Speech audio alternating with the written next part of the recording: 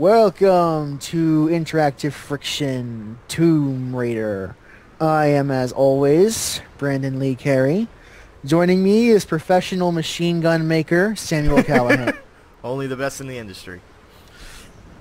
So, And one thing I like to point out in this game is that as you start with these really shitty looking weapons, like you've seen this gun right here, it looks like you'd fire it one bullet and then it would break. yeah, the stock is literally just taped together.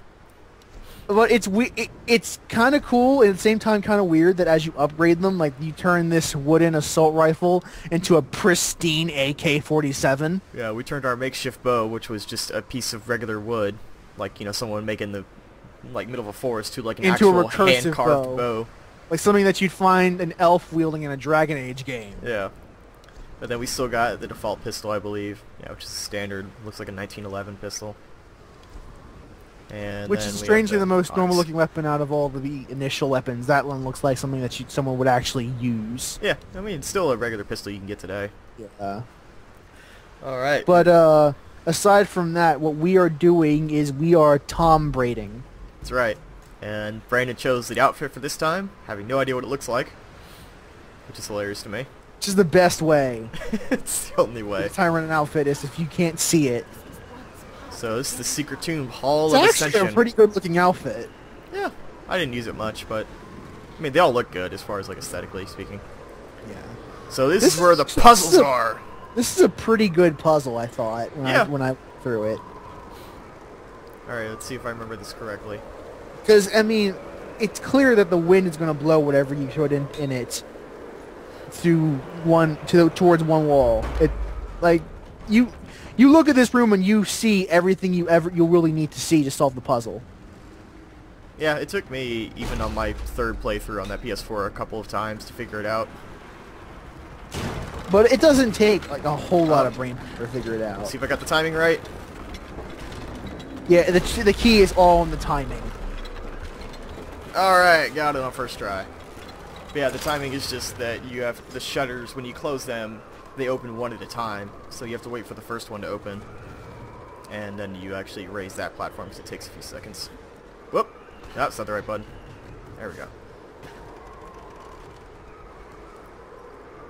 Alright, well, we're ready to team, everybody. That would have been tragic if you had fallen down to the ground after doing it on your first try. I never actually looked up at this and what it actually was. It's pretty good looking.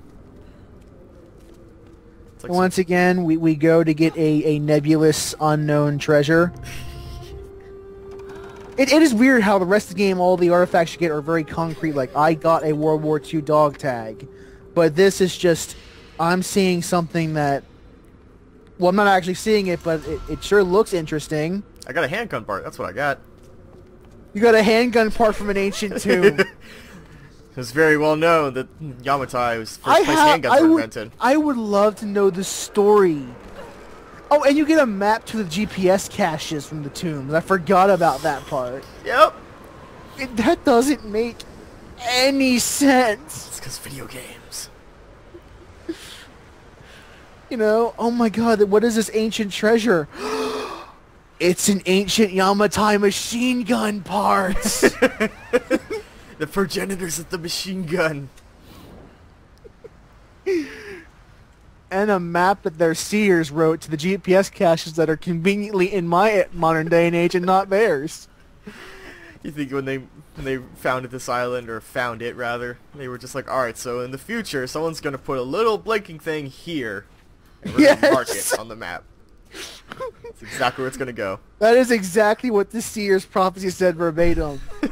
I have foreseen it that the dumbass will put the shiny thing in this position. Because it makes the most geological sense. Why? Because it looks shiny, that's why. Alright. I believe there's multiple ways you can tackle this one. This way will work. Oh yeah, I like this little section. This was a pretty cool little Oh, you know what? section. We should get that GPS cache. Also, only one arrow can go in. Not two, ever. Yeah, that... Let me just jump this. There we go. Yeah, But that's it's like a probably little- this is also that's probably more for rendering reasons than anything else. Yeah.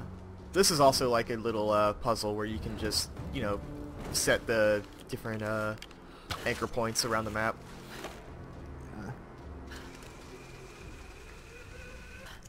Let's go get some bird eggs. Let's complete that challenge for bird eggs. Yeah, a lot of the collectibles really didn't make sense in hindsight. I mean, they made more sense in Assassin's Creed 3, but like... Well, to be fair, anything makes more sense That's in not Assassin's Creed saying 3. much. That's not saying a whole lot. Got a book. I actually have not read most of these. Like, I read, like, the first set, and then I kind of just gave up. I wonder, like, how much this actually reveals. They do talk a lot about, like, the island in these. They're pretty worthwhile readings, actually. Might go do that with my PS4 version, since I'm collecting them all now. Gotta catch them all, gotta catch them all. I really wish that they would just play while I exit out. Since they have an audio file, like, why not just let it play? I know. A lot. That's something that a lot of games need to get better at, is that... And not even that, like, if I am letting them play outside of combat, or outside of gameplay, if I'm in combat, I still kind of want that to play, even if I'm fighting. Just let it keep playing. Also, I like how the animation goes way faster after the thing breaks off or starts breaking. Yeah. Well, that's okay. She doesn't have to worry at that. Wait. You know, what should have happened? It looked like you were close enough that if that thing fell, you would have just swung on. I know. Every time I see that, I wonder that. I was like, it looks like you were just on the ground. Yeah, like that should have swung you onto the ground, not onto the wall. That doesn't make any. It's got to be dramatic. Yeah, but you know, I guess that might be one of the bigger problems with this game. Is it's like its desire to be a cinematic platformer, maybe rather its need to be one as a video game, sometimes hurts it. A AAA video game. Yeah. See, this is the part where we're doing what we're supposed to do. We're legally mandated to criticize this game, so we have to get too many parts in without criticizing people. Be like, what the hell are you people? Getting paid to be 3 fair, years late to talk about this game? To be fair, it is more cinematic just to have you almost, and then instead hit the wall. Character. I can't wait till we get to talk about Alex and how much I think Alex is the worst. All right, Alex. I forgot about Alex. It was funny when I got to that cutscene Definitive Edition where, you know, he's sitting there dying on the ship, and I was like, oh my god, this is so bad! Dude, spoiler warning! Dude, I'm kidding. It's the show. That's always the funny thing about this show, is like I always wonder, how much can I spoil? Because that's the whole thing. But it's like, how far in can you spoil? It's like, ideally, you have played this game if you're watching this. I have a spoiler for you. The bad guy dies at the end. Alright, so now we got Tier 2, I believe? Yeah. So what's interesting is that they try to basically say the upgrade system is also how Lara is changing as a person. So that when you get Tier 2, before she would push people away with the melee button. Now she actually hits them with the axe. Yeah. And the tiers do actually reflect her changes in that, like, Tier 3 is when you get to the point where you can just stab dudes in the leg with an axe or an arrow, and you do... Yeah, but at that time she's had enough of being scared, and she's now ready, she's now pissed off and going to kill everybody that comes in her way. And that's also the tier where you get executions for different weapons. And it's done better than Jason Brody. Yep. Because this upgrade system is reflective of the character's changes throughout the game. Yes. I love how Lara just spouts like random historical stuff. I think that's a really cool character aspect. Whether it's like warranted or not, given her situation. It's a way to show that she's an archaeologist without saying, I am an archaeologist, I do archaeological things. Yeah. And I've certainly heard people complain, like, you know, like, why would she say this in the midst of the situation or something like that? It's like, but I think it's just a cool character for me, it makes total sense, because I know if I was in a situation, I would do anything to think about anything besides being in this situation. Yeah, man, we're actually getting decently far. Yeah, like, it's amazing how short games are when you don't go for the side stuff. Yeah, also when you've played them, this is my 4th run through, so... True. True. So at this point, it's like, yeah, aside from just... Flaming arrow! It's a shame we'll never get that. That's an interesting cutscene in the game. I can't wait till we get to that point, which is actually Oh, pretty this is where soon. Matthias shows that he is, in fact, a crazy man. Yeah, this is where you first get the Oni, which is the first like noticeably supernatural bit in the game. Yeah. Although it's funny that I knew it was, even though Whitman later on in the game doesn't realize that, and it's like, was I not supposed to know this was supernatural? Like, was I supposed to believe these were real people? Does Matthias know that Sam is the chosen one? I figured he'd known since the beginning. Well, not like completely, but I mean, that's like what by he this figures. point in the game. No, he is So, not. He's not is done the there a- burning ritual yet. Is there a reason for him to keep Laura alive? I don't know. I don't know why he goes through Like, all the lengths because honestly, to do this. what should have happened there is that she should have been shot in the head, This is and gonna Matthias suck. won. This is gonna suck. All right. Yeah. Alright, I forgot about this. Also, interesting fact that you may notice is a subtle detail throughout the game, because there's a couple more times where it happens. Whenever she takes like a really nasty fall or something like that, she always holds the same spot on her side where that rebar went through. I didn't notice that. Yeah, there's a point later in One the game. thing I do love is that you do the in-game take damage, like you Yeah, see, look what spot she's you holding. lose color saturation. Yeah, but you see what Yeah. spot she's holding right now? Same spot. Yeah. Yeah.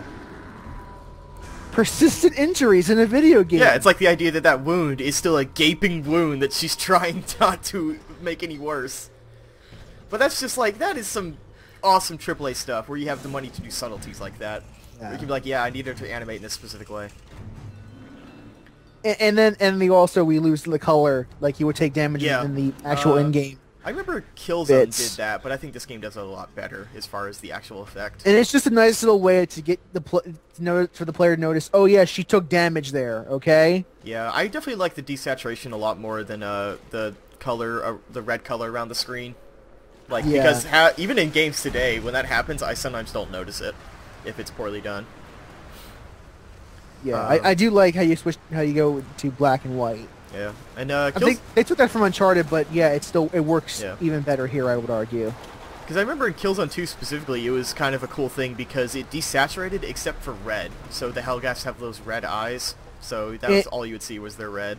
And in Uncharted, not only would it go black and white, but if you were really, really critical, you start hearing Nathan Drake's heartbeat. Yeah, which is also cool. Alright, here's where we get the shotgun. Except for the... Well, I was going to say except for the pistol, these are all World War II weapons, but I think the 1911 is a World War II based pistol. So it all makes sense.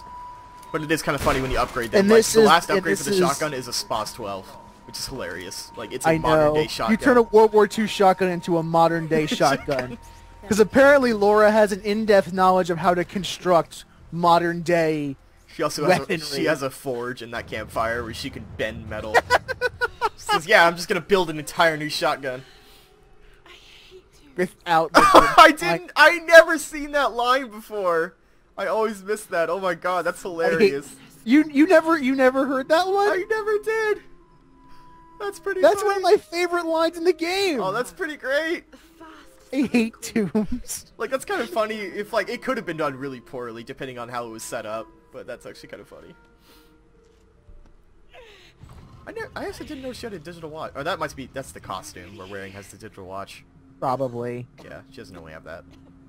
And really, really dead. Yeah, she's pretty dead. You should steal that crown, by the way. And really, really dead. Also, You're I hate really tombs. here. I hate tombs to This Is Incredible, but I guess that's speaking more to the architecture than the actual dead people. This looks like some kind That's of kind of Laura just spouting what that's ever on her mind. Yep. horrible.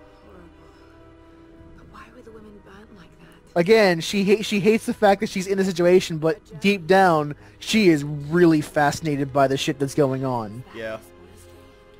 No, Uncharted does this really well too. In fact, you know, I would say just as well. Just the idea of where most shooters, when you try to break up the action, most shooters just say, well, here's some dialogue between characters. But there's nothing else really done that's not directly related to shooting. So it's kind of cool that in this Uncharted, like, you get history lessons. That's your downtime. Yeah. And it's kind of cool to see that. It's like, here's like some backstory, here's some history, here's Laura trying to figure things out. Transferring power.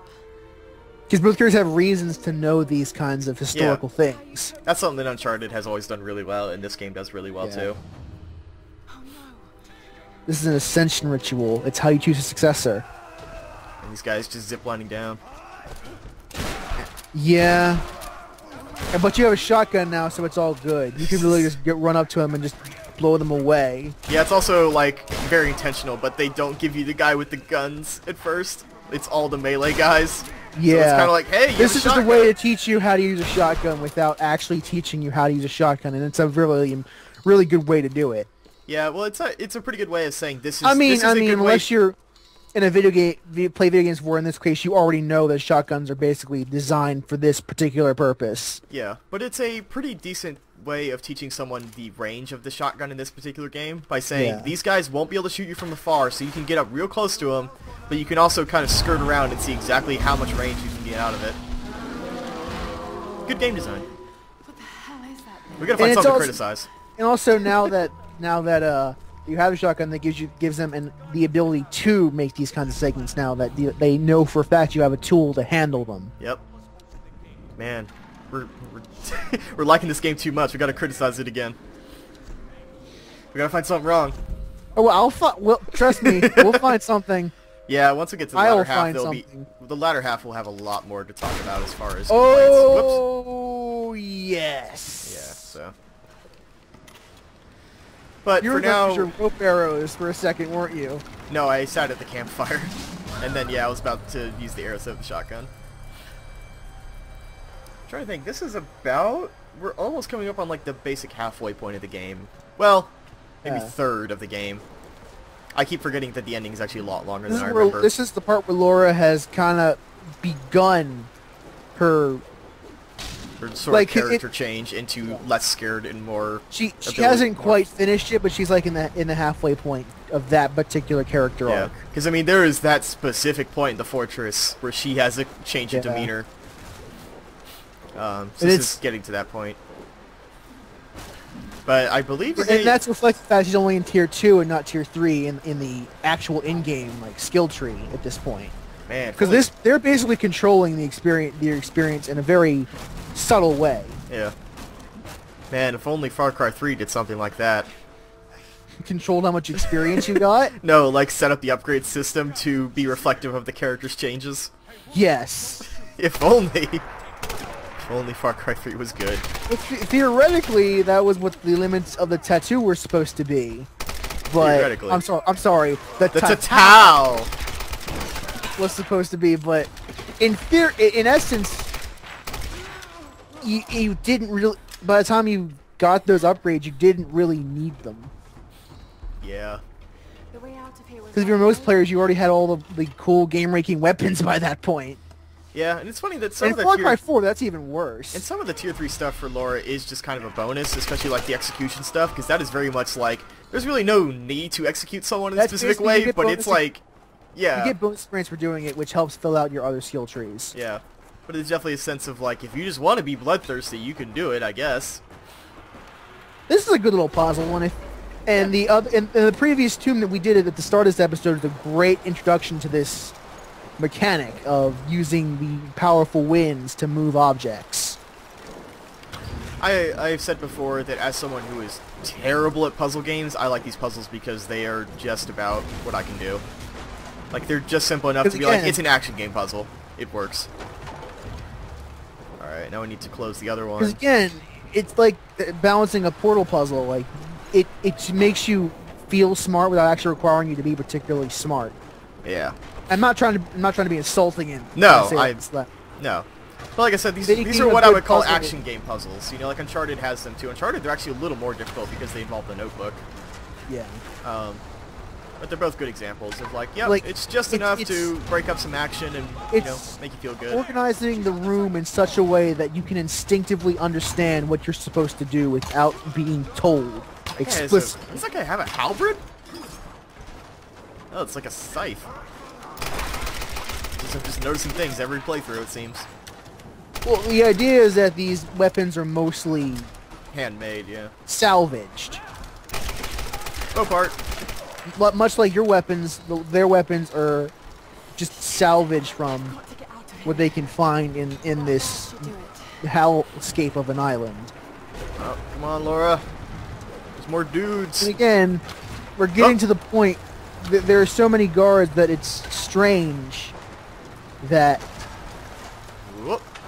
there's enough food to go around for all of them.